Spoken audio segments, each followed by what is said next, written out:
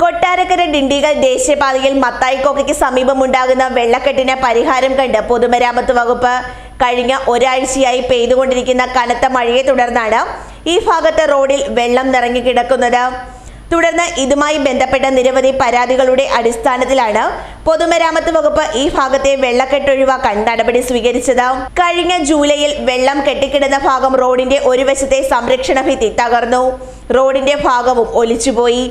തുടർന്ന് മാസങ്ങളോളം ഒരു വശത്തുകൂടി മാത്രമാണ് വാഹനങ്ങൾ കടന്നുപോയിരുന്നത്. ഏതാനും മാസങ്ങൾക്ക് മുൻപാണ് ഇവിടം നിരന്തര ആവശ്യത്തെ തുടർന്ന് ദേശീയപാത വിഭാഗം തകർന്ന ഭാഗത്ത് സംരക്ഷണ ഭിത്തി നിർമ്മിച്ച് റോഡ് ടാർ ചെയ്തത്.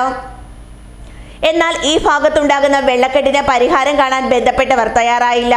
കഴിഞ്ഞ ദിവസങ്ങളിൽ ശക്തമായ മഴയിൽ വീണ്ടും ഇവിടെ വലിയ രീതിയിൽ വെള്ളക്കെട്ട് രൂപപ്പെട്ടിരുന്നു. ഇത് റോഡിന്റെ തകർച്ചയ്ക്ക് കാരണമാകുമെന്ന് ചൂണ്ടിക്കാട്ടി പ്രതിഷേധങ്ങളും പരാതികളും ഉയർന്നിരുന്നു. ഇതിനെ തുടർന്നാണ് പൊതുമരാമത്ത് വിഭാഗം ഈ ഭാഗത്തെ വെള്ളക്കെട്ട് ഒഴിവാക്കാൻ നടപടി സ്വീകരിച്ചത്. ദേശീയപാതയുടെ ഈ ഭാഗം സ്ഥിരമായ ഒരു അപകട മേഖലയാണ്. ഇതിന് പരിഹാരം കാണാൻ നടപടി വേണമെന്ന ആവശ്യവും ആളുകൾ മുൻപോട്ട് വയ്ക്കുന്നുണ്ട്.